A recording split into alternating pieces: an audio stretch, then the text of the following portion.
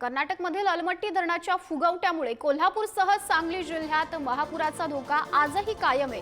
केंद्रीय जल आयोगाने दिलेल्या सूचनांचं कर्नाटक सरकारने पालन केलं नसल्याने ही समस्या भेडसावतीये।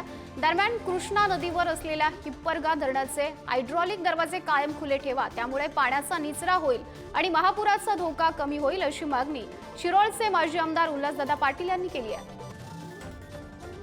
शिरोळ केटीवर ज्यावेळेला 9.5 फूट असतो त्यावेळेला पाठीमागत असणारा तेरवाड बंधारा 3.5 फुटाला असतो।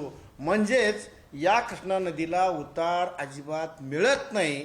80 किलोमीटरच्या अंतराला 2 मीटरचा उतार म्हणजे नगण्य आहे। म्हणून तर त्या नदीला संत वाहते कृष्णामाई म्हणलं जातं। त्यामुळं आमची सरकारला विनंती आहे, पूर आम्हाला नवीन नाही, पाणी यावं पाणी जावं, 1 ते 2 दिवसाचं पाणी।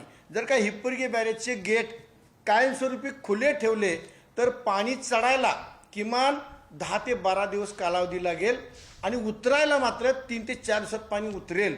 आमच्या तालुक्यात नुकसान होणार नाही।